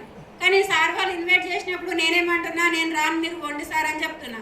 కానీ నువ్వు రాక్క అని చెప్పి సార్ వాళ్ళు అంటున్నారు. అంటే లాస్ట్లో ఫైనల్లో నేను వెళ్ళంగానే సార్ ఏమంటుండంటే కంగ్రాచులేషన్స్ మేడం అంటుండు. నేనేమనుకుంటున్నా, ఈ మీటింగ్కి వస్తే కంగ్రాచులేషన్ ఎందుకు చెప్తున్నా కానీ అనుకుంటున్నా. మేడం మీరు బ్రాంచ్ డైరెక్టర్ అయ్యారు అంటే ఎవరికైనా అర్థమవుతుంది. అప్పుడు ఆ డైరెక్టర్ ఏంది నాకు అర్థమవుతలేదు. సరే అని ఇంటికి వచ్చేసినాక మా సార్కు ఫోన్ చేసి ఒక ఫోటో పంపిమన్నారు. బ్రాంచ్ డైరెక్టర్ అని పోస్టర్ వేసిరు, గ్రూప్లలో ఫార్వర్డ్ చేస్తారు, స్టేటస్ పెట్టుకోమన్నారు. ఇవన్నీ అయితే ఉన్నాయి కానీ మాకు అర్థమవుతలేదు. కానీ ఒక్కటి ఏమర్థమైందంటే చదువుకోకుండా డబ్బులు సంపాదించాలని ఒకటి ఆలోచన అయితే వచ్చింది. వచ్చిన తర్వాత పోయేటి రోజు గొడవ పెట్టుకుని పోయినా మా సార్ తోటి. వచ్చిన తర్వాత గొడవ పెట్టుకుంటున్నా, ఎందుకంటే ఈ బిజినెస్ మంచిగా ఉంది, మనం కూడా చేద్దాం, ప్రొడక్ట్ వాడదాం అని చెప్తే మా సార్ ఏమంటున్నంటే పోయేటప్పుడు అట్లా చేసినావు, వచ్చినప్పుడు ఇట్లా అంటున్నావు, ఏ బిజినెస్ వద్దు, ఏదో ఒక మీటింగ్ అంటే పంపిస్తే వచ్చినాక ప్రాణం తింటున్నావు, సపరేట్గా బాయికాడ పనం తిని అడగంటుడు. నేను ఒకటే చెప్పిన, నేను బాయికాడికి అస్సలే రాను, నేను బీడీలు చేయనే చెయ్యాలి, నేను ఏ పని చెయ్య, చేస్తే అదే బిజినెస్ చేస్తే, లేకుంటే ఇంట్లోనే ఉంటా అని చెప్పిన. మా సార్ అప్లయన్స్ ఫోన్ చేసిండు, సార్ మా మేడం పోయేటప్పుడు అట్లా చేసింది, వచ్చినాక ఇట్లా చేస్తుంది, ఏం చేయాలి సార్ అని అంటే, ఒక 2 రోజులు ఆగురు సార్ మీకే అర్థమవుతుంది అన్నాడు. ఆ 2 రోజులు ఎందుకు ఆగమని అంటే ఏప్రిల్ 10th వచ్చింది. ఏప్రిల్ 10th రోజు నైట్ 11 గంటలకు ఫోన్ చేసి బోనస్ చెక్ చేయమని చెప్పిండు. చెక్ చేసినప్పుడు 15,000 రూపీస్ చెక్ వచ్చింది. 15,000 రూపీస్ చెక్ చూసి సార్ ఇక్కడ అది స్క్రీన్ షాట్ తీసి పెట్టమనగానే పెట్టినా. వాళ్ళు ఏమంటారు, కంగ్రాచులేషన్ సార్ అంటారు. అనగానే ఏంటి సార్ ఇదంటే అది మీ అమౌంటే, మొన్న లాస్ట్ మంత్ మీరు మీటింగ్కి వచ్చినప్పుడు ఐడీలు చేస్తే వాళ్ళందరూ ప్రొడక్ట్ కొనుక్కురు కదా, మీకు 15,000 చెక్ వచ్చింది అని చెప్పినప్పుడు ఇవి నిజమేనా సార్, నిజమేనా అంటే మీ అకౌంట్లోకి క్రెడిట్ అవుతాయి అని వాళ్ళు మళ్ళీ వేసి క్రెడిట్ అయిన తర్వాత మాకు నమ్మకం వచ్చింది. అప్పుడు మా సార్ని అడిగిన, మా సార్ నన్ను అడిగిండు, 5,000 రూపాయలు కట్టినా అని ప్రాణం తిన్నావు కదా, 15,000 వచ్చినాయి, బాగుందా అని అడిగాడు. మరి మంచిగా ఉంది, బిజినెస్ చేద్దామంటే నేను చేయ బిజినెస్. ఇక బాయికడ పొలం అంతా పనం తీర్చిపెట్టాడు. ఇక సబ్బులు ఫేస్లు అనుకుంటా తిరిగితే మా ఫ్రెండ్స్ అందరు నన్ను ఎక్కిరిస్తారు, నేను రానని చెప్పిండు. సరే నువ్వు చెయ్యక్కని నేను చేస్తాను, నాకైతే ఏం తెలియదు అన్నాడు. నాకు ఒక 6 నెలలు టైం ఇయ్యి, 6 నెలల్లో సక్సెస్ కాకపోతే నువ్వు ఏ పని చెప్తే ఆ పని చేస్తావు, ఒకవేళ సక్సెస్ అయితే ఇద్దరం కలిసి బిజినెస్ చేద్దామని కమిట్మెంట్ తీసుకున్నా. అప్పటి నుండి ఎట్లా అంటే 15,000 చెక్ వచ్చినాక ఎట్లుంటుంది, 2-3 వేలకు పని చేసిన వాళ్ళము 15,000 చెక్ వచ్చినప్పుడు ఎగ్జైట్మెంట్ ఎట్లుంటుంది, ఇంకా బాగుంటుందా. అదే ఎగ్జైట్మెంట్తో ఎట్లా అంటే మార్నింగ్ 6కి ఇంట్లోకి వెళ్ళి బయలుదేరితే నైట్ 11-12 వరకు కూడా నేను ఇంటికి రాకపోదును సింగిల్గా. అంటే అప్లయన్స్ సపోర్ట్ చేస్తున్నారు. అప్లయన్స్ సపోర్ట్ తీసుకొని ఏ విలేజ్కి వెళ్ళినా ఎక్కడ వ్యక్తి కనిపించినా వాళ్ళు మనిషిగా వాళ్ళ ప్రాణం ఉంటే దానిలో ప్లాన్ చెప్పాలని చెప్పి నేను ఇక ప్లాన్ చెప్పాలి, ప్రొడక్ట్ ఇవ్వాలి, నా ఎంబడి వచ్చిన అప్లయన్సే అడిగేది, అసలు ఏం చేస్తావు అక్క, గిన్నూరు నీకు ఎట్లా తెలుసు, వీళ్ళు ఎట్లా మాట్లాడగలుగుతున్నావు. కొన్ని చోట్లల్లో రైతులు పనిచేస్తూ ఉంటారు కదా, అది మన రోడ్డు నుంచి దూరం ఉంటుంది, అయినా కూడా వాళ్ళు కారాపండి సార్ అని చెప్పి ఒక గ్రాన్యూల్స్ ప్యాకెట్లు 2 ఒకటి నెక్ మీద ఒకటి చేతిలో పట్టుకొని అప్లయన్స్ కార్లో కూర్చుంటే నేను రైతుల దగ్గరికి డైరెక్ట్ వెళ్ళిపోయి, మీరు పొలానికి ఎన్ని రోజులు అవుతుంది నాటేసి దీనికి దండ మందు చల్లిరా లేదా అని అడిగి, ఈ గ్రాన్యూల్స్ వాడితే మంచి దంట వస్తుంది, తాలుపోదు అని చెప్పి వాళ్ళకి చెప్పి ఆ 2 ప్యాకెట్లు అక్కడే ఇచ్చి డబ్బులు ఫోన్పే చేసుకొని అప్లైన్ దగ్గరకు వద్దు, ఆల్రెడీ ప్యాకెట్లు పోయినాయి సార్ అమౌంట్ వచ్చినాయి అని చెప్తుంది. అట్లా నేను ప్లాన్ ఎట్లా అంటే పిచ్చి పట్టినట్టుగా చేసిన. 6 నెలల లోపల మా సార్కి ఏదైతే కమిట్మెంట్ తీసుకున్నానో అదే కమిట్మెంట్ ప్రకారం 1,00,000 రూపాయల చెక్కు కార్ తీసుకొచ్చి మా సార్కి ఒక ఎడ్ల బండి మీద పోయే పర్సన్ 9.5 లక్షల కార్ తీసుకొచ్చినాక ఎడ్ల బండి ఎక్కుతాడా కార్ ఎక్కుతాడు కదా. అంతకుముందు ఏదైనా మీటింగ్ రమ్మంటే పక్క వాళ్ళది ఎవరైనా కార్ ఉంటే ఒక 5-6 మా విలేజ్ వాళ్ళు వస్తారు జర మీటింగ్ అని చెప్పేసి ఒకరోజు మీటింగ్కి తీసుకెళ్ళినాం. మీటింగ్కు తీసుకెళ్తే ఆ మీటింగ్ కాడ దించిండు, లోపలికి వచ్చిండు. బిఎల్సి మీటింగ్ అనుకుంటా గజ్వేల్. ఆ మీటింగ్కి వచ్చి కూర్చున్నాడు. వీళ్ళ ఫ్రెండ్స్ ఫోన్ చేసారు ఏంటంటే పేరెంట్ గ్రౌండ్కి నరేంద్ర మోడీ వస్తున్నాడు, అందరం పోవాలరా అని చెప్పంగానే ఆడ దించిండు. ఎప్పుడో పోయాడు. నేను చూస్తాను మీటింగ్లోనే కూర్చున్నా. నేను లంచ్ టైంలో చూసి ఫోన్ చేస్తే నేను లేను హైదరాబాద్లో ఉన్నా అని చెప్తున్నాడు. అట్లా పిచ్చి ఉంటుండే, అసలు బిజినెస్ మీద ఇంట్రెస్ట్ లేకుంటుండే. ఆ కార్ తీసుకున్న రోజు కార్ అన్వరింగ్కి వచ్చి కూడా ఇప్పటిదాకా చెప్పింది కదా సార్, అంతే మాట్లాడండి, ఏం మాట్లాడలే, ఏం కూడా తెలియదు. కానీ ఎప్పుడైతే కార్ తీసుకున్నామో ఆ రోజు నుంచి సార్ సీరియస్గా తీసుకున్నాడు. ఆ కార్ తీసుకున్నాక 1 మంత్కి అంతకుముందుకు మేము ఎఫ్ఆర్యూ మీటింగ్ అటెండ్ కాలే. నేను ఫస్ట్ మీటింగ్ అటెండ్ ఏంటంటే గోక్రౌండ్ మీటింగ్ అటెండ్ అయినా. ఎఫ్ఆర్యూ మీటింగ్ అనేది ఢిల్లీలో జరుగుతుంది, అందరినీ సార్ వాళ్ళు ప్రమోషన్ చేస్తారు. ఆ ప్రమోషన్లో మాకు చెప్పారనమాట మనం కూడా ఎఫ్ఆర్యూకి వెళ్తే బాగుంటుందంటే ఒక 20-30 మందిని నేను టీం చేసుకున్నా. మా సార్కి ఒకటే చెప్పిన, మీటింగ్ పోదామంటే నేను రానని చెప్పిండు. మీటింగ్ కోసం రాకు, మనం ఎప్పుడు హైదరాబాద్ కూడా దాటి ఎక్కడికి వెళ్ళలేదు, ఢిల్లీ చూద్దాం, మనం ట్రైన్ కూడా ఎక్కలేదు కదా, ట్రైన్ ఎక్కుదాం, పిల్లలను తీసుకొని పోదాం, తాజ్మహల్ చూపిస్తారట సార్ వాళ్ళు, అక్కడ లోటస్ టెంపుల్ ఉంటుందట అని రకరకాల ఉన్నాయి లేని తెలిసినవి తెలియని మొత్తం చెప్పినాయి కదా. మా సార్కి మైండ్ నింపిన మొత్తం మీద ఢిల్లీ పట్టుకొని పోవాలని చెప్పేసి. అట్లా ఢిల్లీకి 2 పిల్లలను మా సారు నేను ఒక 30 మెంబర్స్తోని మేము ఢిల్లీ మీటింగ్ అటెండ్ అయినాం. అటెండ్ అయినాక మీటింగ్ కంటే 1 డే ముందే అన్ని ట్రిప్స్ అన్నీ చూపించేసారు సార్ వాళ్ళు. అదంతా చూసిండు, ఖుషి అయ్యిండు, బాగుంది, మంచిగా ఢిల్లీ అయితే చూపిస్తున్నామని అన్నాడు. నెక్స్ట్ డే ఏమంటాడు, మీటింగ్ రమ్మంటే నేను ఢిల్లీ చూస్తానికి వచ్చినా కానీ మీటింగ్ రాలే అంటాడు. ఒక్క అర్ధగంట సేపు విన్నాక నచ్చకపోతే నువ్వు సపరేట్గా వచ్చి రూమ్లో కూర్చో, మేము వింటామని చెప్పిన. తీసుకుపోయి మీటింగ్లో కూర్చోబెట్టిన. డౌన్ లైన్స్ చూస్తున్నా, ఈయనని చూస్తున్నా, వాళ్ళు ఎడబోతారో ఈయన ఎడబోతారో అనే టెన్షన్ ఉంది నాకు. కానీ అక్కడ Tangelapalli Srinivas sir, Salim sir, Kulkarni sir వాళ్ళు అందరినీ కూడా అప్పుడు డియూసీడీ రికగ్నేషన్స్ అనమాట. వాళ్ళు అవి చూస్తుండు, ఒక విజిల్ కొనుక్కొచ్చుకుంటూ అందరికంటే ముందే విజిల్ వేసుకుంటూ ఎగురుతుండు, డ్యాన్సులు చేస్తూ ఉండు. అస్సలు బయటకు వెళ్తలేడు, ఇక చూస్తూ ఉండు. మా పిల్లలు అబ్జర్వ్ చేస్తారు. మా పిల్లలు కూడా మీటింగ్ అంటే ఇష్టం లేదు. ఆడికి వచ్చిన తర్వాత ఒక దిక్కు పోయి సలీం సార్తో దిగి వస్తారు, ఓ దగ్గరికి పోయి ఆ సార్తో ఫోటోలు దిగుతారు, సెల్ఫీలు తీసుకొస్తారు, బయట పెడతారు. ఏమంటారు, మమ్మీ వాళ్ళు ఇట్లా రికగ్నిషన్ చేసుకురు కదా, మరి మీరు కూడా ఇట్లాంటి రికగ్నిషన్ చేసుకోవాలంటే మనం ఏం చేయాలి అని అడిగారు. అంటే మనం కూడా వాళ్ళలాగా డియూసీడీ కావాలి నాన్న అని చెప్పిన. అంతకుముందుకు ఏంటంటే మాకు పైసలకు ఇబ్బంది ఉండి గురుకుల పాఠశాలలో చదివించినాం 2 పిల్లల్ని కూడా. 5th క్లాస్ వరకు ప్రైవేట్లో చదివించి 6th నుంచి అక్కడ వేసినాం. కానీ అక్కడ వాళ్ళు ఏం చెప్పేదంటే ప్రతి సండే మమ్మల్ని ఇబ్బంది పెట్టేది, కంపల్సరీ 2 కలిసి రండి హాస్టల్కి అని చెప్పి. ఆ మీటింగ్లో మాకు ఏం చెప్పారంటే, మీరు డియూసీడీ అయ్యాక మా దగ్గరికి రాకపోయినా పర్లేదు కానీ మీరు డియూసీడీ కావాలని మాట ఇచ్చారు. సరే మీ మాట ప్రకారం చేస్తామని చెప్పి మేము కూడా డిసైడ్ అయ్యి 2 కలిసి సీరియస్గా తీసుకొని పనిచేస్తున్నాం. మా సార్కి ఒకటి ఏమర్థమైంది, 1,00,000 రూపాయల చెక్ వచ్చింది, కార్ వచ్చింది, బిజినెస్ మీద నమ్మకం వచ్చింది, స్టార్ట్ చేద్దామని చెప్పి సార్ ఫుల్ టైం చేస్తుండు. కానీ 1,00,000 రూపాయల చెక్ వచ్చినప్పుడు మన కిందోళ్ళకి ఎట్లుంటుంది, మంట వస్తుందా రాదా? ఎట్లా వచ్చిందంటే అందరికి నేను చేస్తేనే వీళ్ళకి 1,00,000 రూపాయలు వచ్చినాయి, నేను బంద్ చేసిన అనుకో వీళ్ళకి 1,00,000 రూపాయలు రావు, మళ్ళీ వీళ్ళు కూడా ఇదివరకు ఏదైతే పొలం పని చేసారో అదే పని చేస్తారని డిసైడ్ అయిపోయి ఢిల్లీకి వెళ్ళి ఎఫ్ఆర్ఈకి వెళ్ళి ఇంటికి వచ్చినాక ఎగ్జైట్మెంట్తో అందరూ ఏం చేస్తారు, పెద్దగా బిజినెస్ క్రియేట్ చేసుకుంటారు. కానీ మా అతి తెలివి ఉన్న మా డౌన్ లైన్స్ ఏం చేసిరంటే బిజినెస్ మానేసిరు అనమాట. ఎందుకంటే నాకు 1,00,000 రూపాయల చెక్ వచ్చింది, కార్ వచ్చిందని ఒక్కొక్కరు 6 లెగ్గులు కూడా కొలాప్స్ అయిపోయినాయి. ఒకసారి చూడండి, 1,00,000 రూపాయల చెక్ నుంచి 80,000, 70,000, 60,000, 30,000, 20,000 జీరో. బిజినెస్ చేస్తారా? 1,00,000 రూపాయల చెక్ పోయి జీరో వస్తుంది, ఎవరైనా బిజినెస్ చేస్తారా? మా సార్ ఏమంటుండు, 1,00,000 రూపాయల చెక్ వచ్చిందని బిజినెస్లోకి పట్టుకొస్తే ఇప్పుడు రూపాయి వస్తలేదు, కారుకి సిఎన్జికి పైసలు లేవు, ఇంట్లోకి లేవు, ఈయన ఇబ్బంది పెడుతున్నాడు. అంతకుముందు ఎంత ఎగ్జైట్మెంట్ అయిందో మళ్ళీ అంత డౌన్ఫాల్ అయిపోయాడు. అప్పుడు నా బాధ ఇంకా చెప్పుకోరాంది. ఎందుకంటే నేను ఇంత మంచి సక్సెస్ ఉందని నేను సార్ని తీసుకొస్తే ఈరోజు నా బిజినెస్ జీరో అయింది, మరి ఏం చేయాలని చెప్పి అప్లయన్స్ దగ్గరికి కౌన్సిలింగ్కి వెళ్తే వాళ్ళు మళ్ళీ చెప్పారు, మీకు ఇది ఒకటి గుణపాఠం అనుకోండి, ఖచ్చితంగా మీరు సక్సెస్ అవుతారు. స్టార్టింగ్లో మీరు ఏంటంటే రిలేషన్స్తోని ఫ్రెండ్స్తో చేసారు, అది కాదు బిజినెస్. వాళ్ళ మీద మీరు ప్రాక్టీస్ అయ్యారు, ప్లాన్ ఎట్లా చెప్పాలో నేర్చుకున్నారు. కానీ ఇప్పుడు కొత్త వాళ్ళతో బిజినెస్ చేస్తే కంపల్సరీ మీరు సక్సెస్ అవుతారు, మీ లోపల టాలెంట్ ఉంది అని చెప్పి అప్లయన్స్ మమ్మల్ని పుషప్ చేయడం వల్ల మళ్ళీ మేముగా మళ్ళీ ముందుకు వచ్చి బిజినెస్ అనేది ఆ రోజే జాయిన్ అయినట్టుగా కొత్తగా బిజినెస్ స్టార్ట్ చేసి ఎక్కడికి వెళ్ళినా సరే కోల్డ్ కాంటాక్ట్, ఒక బస్సులో వెళ్ళినా, ఒక హోటల్లో టీ తాగినా, ఎక్కడైనా కూడా నేను కొత్తగా ప్రాస్పెక్టింగ్ చేసుకుంటూ మళ్ళీ ఒక 2-3 నెలల్లో నేను యూనివర్సల్ క్రౌన్ డైరెక్టర్ అయి 1,07,000 ఇన్కమ్ తీసుకోవడం జరిగింది. సార్ చూడండి, మనం కొంచెం డౌన్ఫాల్ అయిందంటే ఏం ఆలోచన చేస్తాం, ఇక బిజినెస్ అయిపోయింది నాతోటి కాదు చేయలేనేమో అని అనుకుంటాం. కానీ నా బిజినెస్ మొత్తం జీరో అయినాక మళ్ళీ స్టార్ట్ చేసి అంత ఇన్కమ్ తీసుకోవడం అంటే అది ఎంత హార్డ్ వర్క్ చేసి ఉంటే అవుతుంది అనేది ఒకసారి ఆలోచన చేయండి.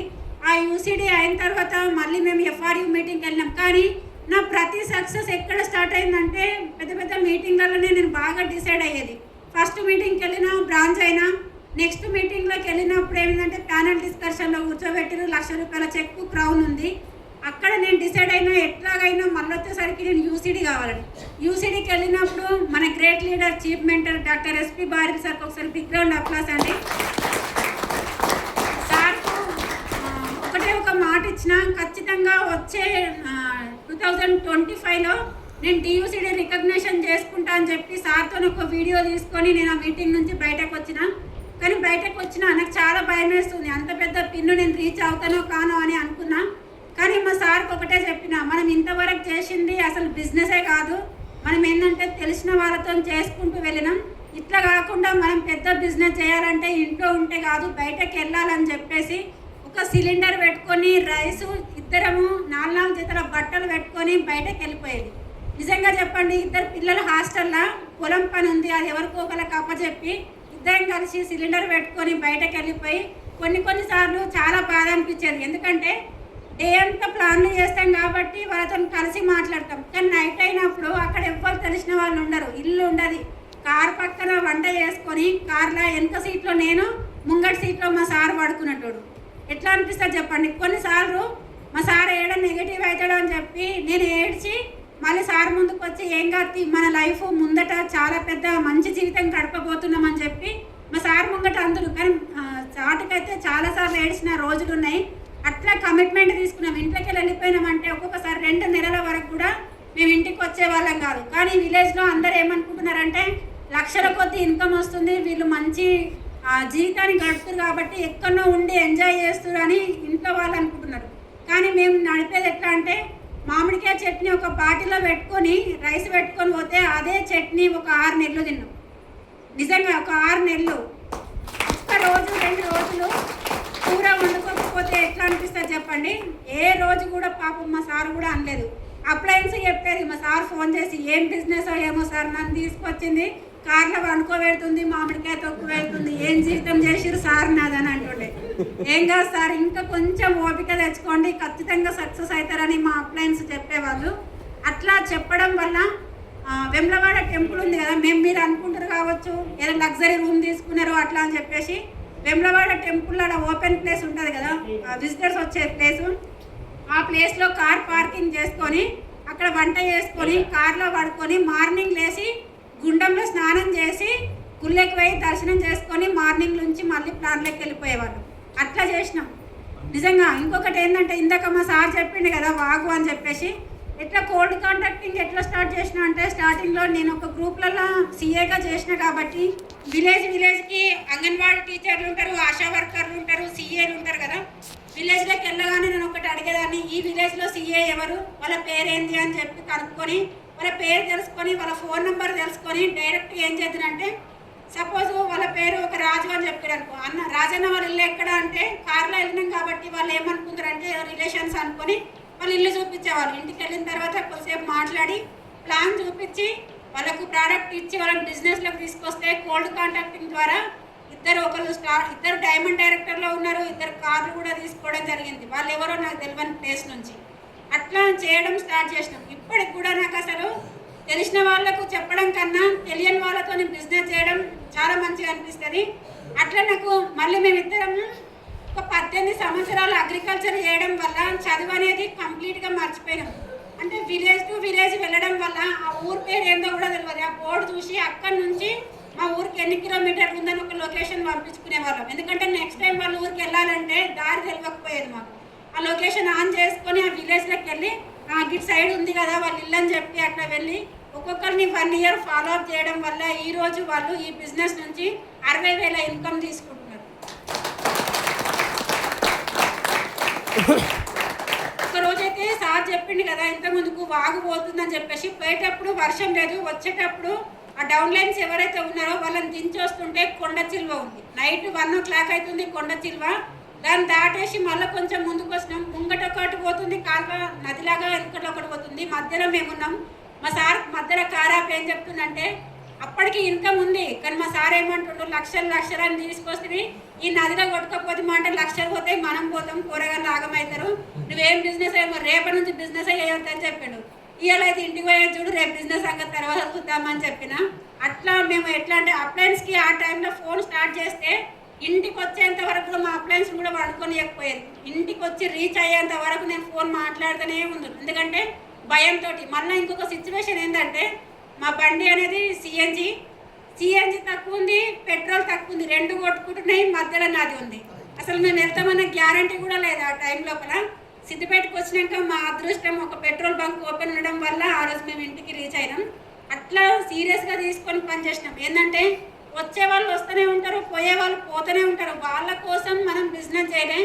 మనం బిజినెస్లో ఎప్పుడైతే లాగిన్ అయినామో లాగిన్ అయిన రోజు ఏమైనా ఆలోచన చేస్తాం, నేను సక్సెస్ కావాలని ఆలోచన చేస్తాం. ఆ రోజు మన వెనక ఎవ్వరు ఉండరు.